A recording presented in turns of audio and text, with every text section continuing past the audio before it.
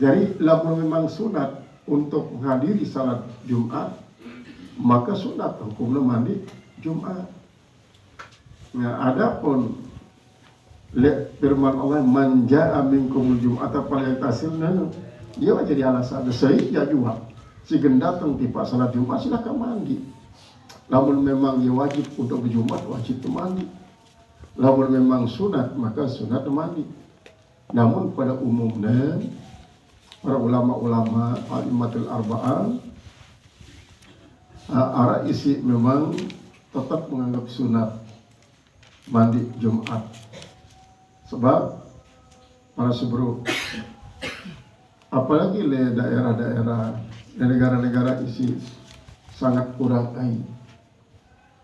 Di Mekah misalnya, dalam Mekah tahun 70 ke bawah sampai tahun 75 Bali masih jarang air. Bahkan sampai tahun 90-an masih jarang air. Masing-masing Bali berikan khazan kalau nampung air. Sekali seminggu datang air. Berarti seapik-apiknya gunaya air isi mandi, isi mopo, isi minum. Malam mula gue persiapan air nanti datang berdek mandi. Jadi mau mopo mereka. Apalagi selain tahun 70-an ke bawah masih sangat sulit karena memang selain Mekah kan air sulingan, air segala ya tawaran. Ya jadi air segala kebutuhan. Maka air Zam-Zam si aslinya ya memang sangat sepat. Kemudian sekian juta jamaah haji pasti nulis jauh air Zam-Zam. Ya air Zam-Zam sejauhnya yang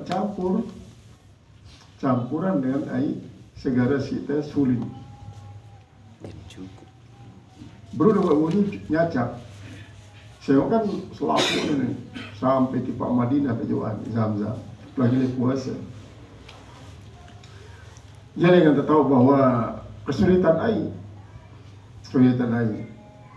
baik di Mekah maupun Madinah di zaman Rasulullah SAW masih hidup sekalipun, karena memang negara yang kurang air. Lebih dekat jauh daripada segara.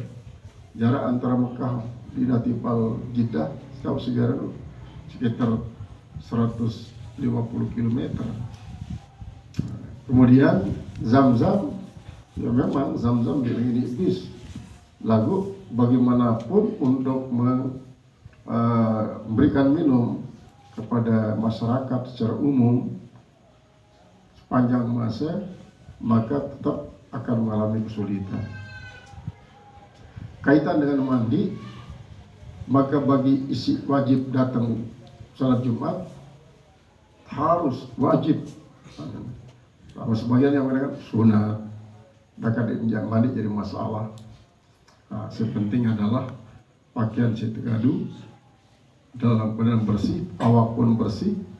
Tentang daur, maka negara air misalnya sudah mandi harusnya lap daur. Nah, namun alangkah bagusnya mendatangi salat Jumat dalam keadaan segar. Kemudian hadis kedua pun mengatakan ghuslu yaumul jum'ati wajibun ala kulli muhtalimin. Mandi untuk melaksanakan salat Jumat itu hukumnya wajib atas setiap orang yang balik. Tentu maksudnya umat Muhammad SAW siwa balik akan mendatangi salat Jumat, kewajibannya mandi. Menurut saya daripada hadis ini. Kumbena marak sebelumnya alasannya lah antena bau menghilangkan segala bau busuk isi akan mengakibatkan jam masyarakat sampai kiri kanan junuri jadi terganggu. Qala al-muhaddits rahimahullah ta'ala, perhitungan hari memang Ahad, Senin, Selasa, Rabu, Kamis, Jumat, Sabtu, Ahad. Maka apabila urutan hari Ahad dulu, terus baru Senin kedua, Selasa ketelu, Arbi'a, Rabu keempat, Al-Khamis, Kamis kelima, Al-Jum'ah adalah sadis. Namun ndek kita terutama sekali Islam ndek tuah ngidap bahwa Jumat kemudian daripada Sabtu, daripada Ahad. Pasti kita merasakan bahwa Ahad Sabtu ini kemudian daripada Jumat. Sehingga memang perhitungan al-Jum'ah adalah Sayyidul Ayyam.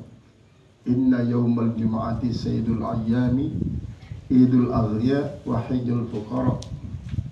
Setetutun jelu Jumat adalah merupakan raja daripada jelu.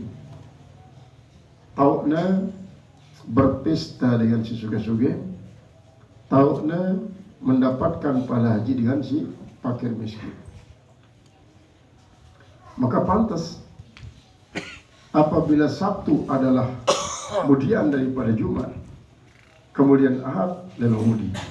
Jumat untuk umat Muhammad SAW, Sabtu untuk Yahudi, sedangkan Ahad untuk Nasara. Kita paling mudi kebangkitan Nabi ente dengan menghimpun syariat-syariat daripada Nabi Rasul terdahulu. Kau bayangkan le solat doa. Lamun umat Nabi Rasul terdahulu arak sewaktu le solat. Umat Nabi Adam mau solat le zuhur. Sampai sebanyak 60 para Nabi Rasul si pada marta Nabi Adam. Kemudian Nabi Sulaiman adalah le asar, Nabi Daud maghrib, Nabi Yakub isya, Nabi Yakub isya. Maka masing-masing 60 para Nabi Rasul, sehingga selapuna berjumlah 315 ini, berarti si 63 atau 65 adalah pada marak ladenta jelu Jumat. Nah kemudian era akhirat terdepan adalah umat Muhammad SAW. Banyak dalil dalam Al-Quran, bahkan dalam kitab Perjanjian Lama, Perjanjian Baru pun tentang keterdepanan umat Muhammad SAW era muncul lagu seringkali isi dengan si anti-Islam menyembunyikan hal ini. Sehingga banyak isi mengedepankan umat Nabi Rasul lain daripada mengedepankan umat Muhammad SAW. Bahkan mengedepankan Nabi Rasul lain daripada mengedepankan Nabi kita. Karena sentimen agama. Maka sebagai kaum muslimin, pemilik Al-Quran, pemilik hadis, dari warasatul anbiya, warasah daripada Rasulullah SAW, wajib menguasai hal-hal semacam ini untuk memberikan pembelaan terhadap Islam di saat Islam tergugat. Isi bahkan betapa banyak tokoh-tokoh Islam pindah agama, dengan Islam tiba lain agama. Justru ia menggugat Islam dengan mengatakan macam-macam, mendiskreditkan Islam, bahkan Rasulullah, kitab suci Al-Quran. Maka sebagai umat Muhammad SAW berkewajiban untuk menguasai akan pemahaman Al-Quran dan hadis untuk membela Islam. Bila perlu pemahaman Al-Quran dan hadis dibarengi dengan pemahaman isi wahda isyarat dalam Al-Quran dan hadis berupa alam semesta, berupa langit, berupa awan, hujan, kemudian bahkan gunung-gunung timpa lelun kayu, sebagai penafsiran daripada Al-Quran, ayat-ayat Al-Quran seberupa ayat kauniyah, penafsiran isi ayat-ayat kauniyah. Karena akan sangat-sangat rugilah kita kecolongan apabila umat Islam tidak memiliki kemampuan untuk membela Islam sendiri. Lalu membela Islam dalam arti dia dapat sangar-sangar sok Islam terus laku orang yang dia.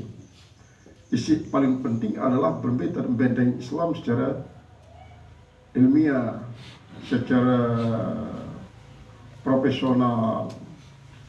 Karena Al-Quran sendiri mengajarkan wajadilhum billati hiya ahsan. Ud'u ila sabili rabbika bil hikmah wal mau'izatil hasanah. Wajadilhum billati hiya ahsan. Ajak orang lain untuk menuju jalan Allah bil hikmah. Hikmah bil ulumin nafi'ah. Karena hikmah salah satu artinya al-ulumun nafi'ah. Hikmah bau berarti an-nubuwah. Hikmah bau keartiannya ucapan-ucapan yang bijak. Ucapan-ucapan yang sangat lembut tapi masuk akal, meresap dalam hati, dijawabkan dengan lain pun paham. Hikmah wal mau'izatil hasanah, dan dengan mau'izatil hasanah peringatan-peringatan yang baik. Nah, apabila dengan hikmah mau'izatul hasanah ternyata diaman arak pengaruhnya, maka secara dialog.